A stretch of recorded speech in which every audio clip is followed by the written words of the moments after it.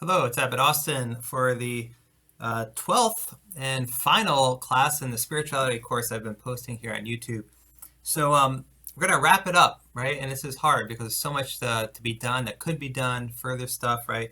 This is just an introduction to get someone started on some uh, main ideas to help us in our spiritual lives and living out our faith well.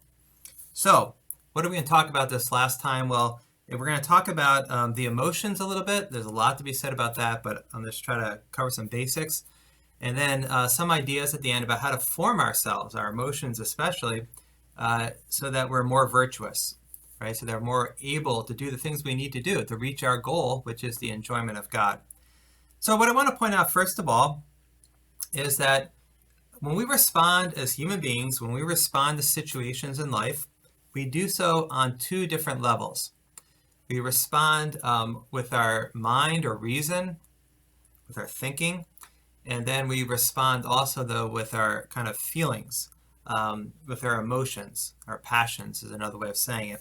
So let me give you an example of this way of responding. So let's say you're ministering, you're a health professional, right? So you're ministering in the sense of serving someone who's sick, right? And they have a revolting illness. It's repulsive what illness they have.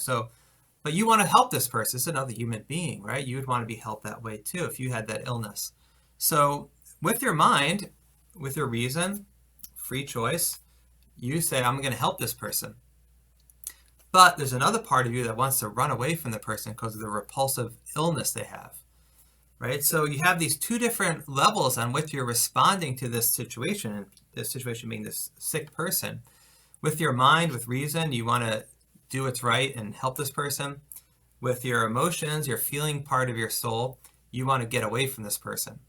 Okay, so as an example, we have these two different levels on which we respond to things, right? And this is why sometimes we want to do the right thing, but there's another side of us that does not, another level of our being, so to speak, that does not. Okay, so this experience of these two levels not working together is common in life. The ideal is to get these two levels working together. So how do we refer to these two levels? Well, there's been different ways, but basically it's this, that the one level is the mind or reason, the rational part of the soul is a common way. Then the other part is the emotions, or traditionally called the passions, the passionate part of the soul, the emotional part of the soul. Another way to talk about this that might be a little bit more intuitive to our way of speaking nowadays is we have this thinking part of the soul and we have a feeling part of the soul. And so we respond in those two different levels. The thinking part, the mind, reason, and from that comes free choice. And then from the feeling part of the soul, where emotions and passions. Right? Feelings aren't necessarily the same as emotions, but we won't go down that track and make these finer distinctions. But they're related. Okay, so if you're familiar with Plato's tripartite soul, it's basically saying the similar thing. But what it does, it takes the rational part and the emotional part of the soul. It takes the emotional part or passionate part and it divides it into two different sets of emotions or passions. So that's where you get the three, the tripartite, the three-part soul. But really, it can be a little confusing at first. So it's good just to realize there's two basic parts here: the rational, the mind, reason, thinking part of the soul, the emotional, passionate, feeling part of the soul. And those are two which we respond. We want to get them to line up. And we want to get lined up not in doing evil, but in doing good. So here the mind has to especially take the lead because the mind has a greater ability to discern what's right and good. It's not that the mind or reason gets it right all the time, surely not. But the mind is more discerning, and so you want to discern what's truly good, what's truly right, what's the way I should act. And then we want to get our emotions, the emotional part of the soul, to go with that, right? That's much of our life of conversion is getting that to happen. Our moral perfection is growing in that. And then becoming more able to do the things that are fulfilling, that is, acquiring virtues, depends on this. Okay, so there's multiple emotions that we have. There's a classic list of 4. If you look at other people, and this is included in St. Thomas Aquinas, they have a list of 11.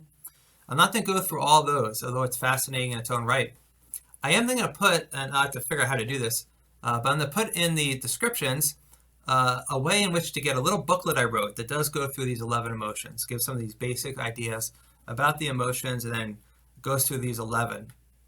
Okay, so in the description, that actually be the reading assignment for this class, but I can't, it's a small book, really small, but it won't fit in the description. So I'll put away in there a link of some sort that which you can get this booklet. Okay, but here's the basics, okay? So the most basic emotion is liking something. It's sometimes called the emotion of love, different from love as an act of the will, but I'll just refer to it as liking. So in kind of ordinary English, we sometimes speak of loving something versus liking it, right? So we say about our neighbor, I love my neighbor, but I don't like this person, right? Well, when you like something, that's an emotion, right? It's the feeling part of you. Uh, and what you like is what you find agreeable to that feeling part in your soul, right? I alluded to some of this idea of agreeableness in a previous class we had. I was talking about loving God, I think was the context. Okay, love the Lord your God with all your heart, mind, and soul. You want to get your emotions loving God as well. All right, so in a certain sense, you have to find God agreeable for that to happen. All right, so but leaving aside the particular case of loving God, just in general, what we find agreeable is what we like, and then we're drawn to attain it, and then we enjoy it when we get it. Things that we don't find agreeable, but rather find disagreeable, are things that we don't want, we don't like, we don't want to stay away from them, and we have sorrow or even pain and suffering when those things come upon us and they're realized.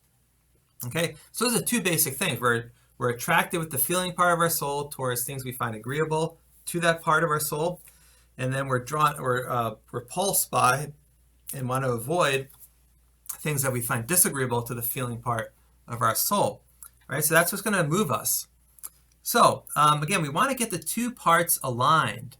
So what we recognize with our minds to be good and right and agreeable at a higher level, so to speak, agreeable with what's truly good and beautiful and true, right? Our minds are drawn to that at that level, but the feeling part, we want to realize that the things that we should be doing are agreeable, and we want to get our emotions, our feeling parts to go along with that, to also have a sense of the agreeableness of what we want to do, so that we're drawn to that and our emotions are working with us, aligned with the mind's discernment of the good. All right, I hope this is making sense. I'm trying to keep it simple, but it can get complicated. All right, so let me give an example here. It might be like who you're hanging out with, right? So with, some people are just attractive people. They're just like, we say they're cool. Or it might be they're attractive in a physical way, right? You might say this man is just attracted to this woman, just wants to hang out with this beautiful woman because she is beautiful and charming and so forth, right? But whether it's the person's a cool person or a beautiful person, the feeling part is drawn to be with that person, but the mind might realize that this person is not a good person, right? They're kind of jerks. They're mean-spirited. They make fun of other people. Or they do things that get me in trouble and make me do bad things as well. So then you have your mind is thinking, this is not a good person to hang out with, but I really like hanging out with this person because your emotions are involved in that, right? So how do you get them to work together? Well, you have to think about it. You have to ponder it. First of all, you have to realize you have to say no. When your emotions are drawing you to do the bad thing, you have to say no to them. But then you also have to, in a certain sense, persuade your emotions. Convince them. And the way this is done is, might be put this way, it's by considering the situation more deeply, right? Think about it, right? So you just ponder it over and you think about, this is really not good for me, and this doesn't end well when I act according to these particular emotions. It's not that acting according to the emotions is always bad, but in this case it's not. So I want to say no to them, and I want to think about it. And the more I think about it, I can see, this person is not good to hang out with. And then what happens is you're bringing out the truly disagreeable, what's truly disagreeable about hanging out with this person. And then in turn, your emotions are going to help you. They're going to start feeling this repulsion towards it.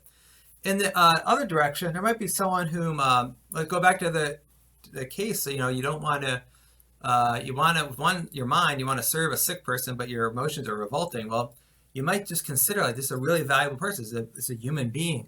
I would want to be treated the same way. And that can start to kind of muster up, if that's the right way of putting it, a sense. You can kindle a sense, even in the feeling part of your soul, of the goodness of what you want to do. And so your emotions start to to work with you. Okay, so you have to think about it, you got to ponder it and consider it and see what's truly or more deeply the case here. So your emotions get involved. You can spend a whole bunch of time going over this. It's really a subtle thing, but with a lot of this, and I would say this is true, that the little booklet I mentioned before, what you have to do is you have to don't get too caught up on the terms or the words, but you have to see what's being talked about, how that corresponds with reality, right? So you have to find in your own experience how these things are true. Okay, a lot of smart people have talked about it, and it has been proven that what's being said here has a basis in reality. So you want to see how this is true, to kind of not get caught up in the words so much, but the reality. Let these words help you experience or see that this matches our experience in life. Okay, so there's a couple examples. With God, right? Sometimes we don't want to pray. We don't want to spend time with God. We don't want to do the things that God wants us to do. Instead, we want to sin. Okay, so our emotions are, let's say, they want to go in a different direction. Our mind says, no, this is what God wants. I want to be close to God. I want to love God. And so how do you get your emotions to want God, right? And again, it's kind of through this consideration. It's through praying, spending time with God, meditating on who He is, thinking about the wonderful things He's done for us. And as our minds are, think about who God is, and here you can think of some of the things we mentioned earlier, such as, how God is, the perfections in creation are like God, but they fall short of God, and that God is the infinite cause of these perfections in creatures. He's transcendent, infinite goodness, right? The beauty I see in the sunset, God is that beauty infinitely. He's the infinite source of that beauty. So that's just a hint, right? And as we think about these things, what happens in a way is that the beauty of God, the goodness of God, the agreeableness of God kind of starts permeating through our mind and our reflections into that feeling part of our soul, and our emotions are drawn towards God. Right? So we have to spend time pondering God, reflecting on God, who God is, His plan for us in a prayer, and then also doing the right thing. Because as we do the right thing, we build up these virtues, and our whole being, in a way, becomes more oriented towards what is good, and therefore more conformed to who God is. Okay, so it's saying a mouthful, but that's kind of how it works. We want to get our emotions involved in loving God. Our emotions just have this sense of how God is most agreeable, and so that even with our whole heart, right, our whole being, not just the mind, but even with the feeling part, we want God, we desire God, right? So that's what we want to do. Okay. One analogy here that I find useful, it's been used, I didn't make this up, it's been used, is what's going on here is that you're like a potter forming clay, right? You're working with this material, you're forming it, you're molding it. If you've ever thrown clay, as the expression is, it spins in the wheel, it's kind of hard, and you mess up and you have to start again. Of course, the Bible uses this image too of a potter forming clay as God forming His people. Okay, but this is what we're doing with our emotions. In a way, our emotions are a raw material that we're working with. And as we try to get them to align with what our mind knows to be good and right and true, we're like forming clay, and it takes work. It's hard, sometimes arduous work, but we're forming our emotions, working with them. And ultimately, what we produce, if we're successful at this, or to the extent we are, is we're producing something very beautiful, right? Well-formed human being in the image of God, reflecting God's goodness. It's the most beautiful thing that can be formed in this life. Okay, so that's what we're trying to do. It's hard work, though. You're going to fail at times, but keep at it. It takes time as well, so remember that. Okay, so that's what we're doing. There's an example of this more recently. A recent thinker saying this is St. John Paul II. And this is before he was Pope. He wrote a book called Love and Responsibility. At least that's the English translation. And so he compares this to romantic love. So let's say a man and a woman have fallen in love, and they're thinking about marriage, or the relationship's advancing, and it's moving in that direction, perhaps. Well, if you're going to have this romantic love, you have to have love on both levels. You have to have love on the level of the mind, the rational part, and that's when you will the good of the other. It's benevolencia, literally translated as goodwill, but not in a fuzzy, warm, kind of superficial way, warm and fuzzy kind of superficial way, but resolutely willing the good of this other person. You need that. That's love. And sometimes you hear people talk about love is a choice, right? It is in that sense. But for a romantic love that leads, perhaps to marriage, you also have to have that emotional love, that emotional liking as well. And usually that's what comes right away. You're just attracted to someone, you have this. But the problem is sometimes the emotions that are engaged in that can be very selfish. So we want the person because they make me feel good. And we don't then will the good of the other. We actually just want the person to make me feel good, right? So you end up using the person as an object. So what you need to do to grow, to become mature in this love, in this relationship, is you have to take that raw material of your emotions by which you like the person and keep forming it to become more and more of a noble and higher kind of liking, right? So it's still an emotional love. It's still a liking, but it's not so self-centered about how I feel, right? But now you're thinking about the good of the other, especially that person's spiritual good, the most important level of their well-being, and the person's salvation, right? And as you do that, what you're doing is you're getting your emotions also to like that. So now you're liking the other person on a whole nother level with your emotions. You're not simply liking the other person because they make me feel good in a very self-centered way. They do make you feel good, right? They make you feel wonderful, but it's more than that. You're also liking the genuine well-being of the other person. So you're molding your emotions to learn to like the person on that higher level, as it were, that corresponds with your goodwill, with the will of the good of the other person, right? So there's an example of in a kind of a relationship, romantic relationship leading towards marriage. These things I'm talking about have to happen, and you're forming your emotions to align with your mind, and it's willing the good of the other person, right? So it's a very beautiful thing when you make progress in that, and it works out. All right. The final thing I want to do here is offer some concrete practices on how to help us form our emotions and our soul, our thinking really too, but especially our emotions, so that we convert, we become more virtuous and closer to God. And here you need the help of certain practices. You have to undertake certain practices. Elsewhere, I often speak of this as structures and some of the other things I've done. So these are ways of acting, right? You make for yourself a prescribed way of acting, or you accept some kind of way of acting, some observance, some practice, some structure here. It's a directive. And there are 3 such practices or structures that Jesus himself calls righteous in the gospel. It's in the Gospel of Matthew. And the 3 righteous acts or deeds, these practices mentioned by the Lord, are prayer, fasting, and almsgiving. When Jesus mentions them, he's warning against a false way of practicing them, a certain vainglorious way, a way of doing it to draw attention to yourself and to look holy, right? So he says, when you fast, do not be like the hypocrites. When you give alms, right, do not blow a trumpet. When you pray, don't go on the street corner and so everyone can see you, right? But pray in private and secret.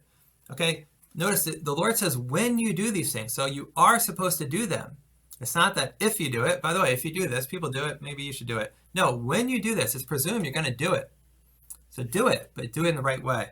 So these 3 practices are important, and we focus them in the church, especially during Lent, but really they're there for us throughout our lives of conversion and our spiritual lives. All right, so let's go through those. Practice them in some form, right? There's different ways of practicing some of this. Practice them in some form. As you do so, what you're going to find is you're not necessarily going to like doing them, right? Your emotions aren't necessarily going to like doing them, but keep doing them and learn to like doing them, because there is something very good and true about these practices. There's something at a higher level that's very agreeable with our well-being and our salvation. So, and what's truly good. So learn to like them in a way. Okay.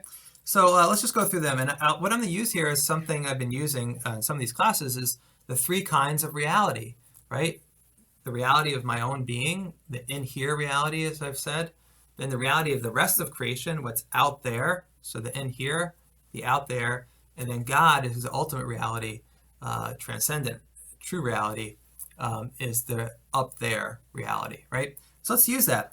So notice that you can think of each of these 3 practices, especially addressing our each kind of reality. So fasting, right? There is a temptation to fixate on the reality in here, on how I feel and how what I want and my comfort, right? You can do that, right? We talked about in the previous videos that there's a need for comfort. So it's not wrong to seek it, but there is a selfish way of seeking it that kind of blocks out other things and makes us too engrossed, too fixated on things like that and my well-being, so forth. So fasting works against that. Put a check on how much you're indulging. Even go without what you'd usually have, right? Put a check on those selfish desires that make us want to pull everything and so it focuses on the in here, right? So fasting does that. Fasting with food is very important and good. It's worth doing. Sometimes that's not possible because someone has a sickness or age, but there's other forms of self-denial that one can practice. Little things. There are perhaps little comforts that you can give up for a while. It's important. Okay, so that helps us not to become fixated on the in-here reality. Okay, and then there's almsgiving. Okay, now almsgiving, what that means, if you don't know, is it's acts of mercy, right? So think of the works of mercy, spiritual and corporal, but especially we often have in mind the corporal works of mercy. So like feeding the poor, clothing the naked, visiting the sick or the imprisoned. Okay, things of that sort, consoling the mourning, consoling those who are mourning for one reason or another, helping the needy. Right? These are acts of kindness, mercy. Okay, what that brings you then to engage the world out there, especially the most important things in the world out there, which are other human beings. Okay, so to engage them in the right way, right? Now, you're going to engage people out there, but you can engage other people in a selfish way, right? You hang out with people who, for a self-serving reason, right? But here, almsgiving forces us to go out and engage the world out there in a more noble way, in a way which is guided by love of neighbor, right? So do that. Think of who's needy, right? So you can give to a charity. You can also just think about who in your kind of circle in your life is in need at this point, and can you help them? Is there a way you can do that? So practice that kind of thinking about it and doing something, and that will help us in our engagement with the world out there to have a better, more true way of engaging the world out there. All right, and then finally, there's prayer, right? So doesn't that especially relate to reality that's up there, to God, right? And so often we can become forgetful of God, neglect God, leave God out of our life too much. And so prayer works against that. And here we can think of prayer in different kinds, right? And in a spirituality course, one could spend a whole bunch of other classes talking about different forms of prayer, right? But let's just focus here on private prayer and public prayer, communal prayer, worship as a church.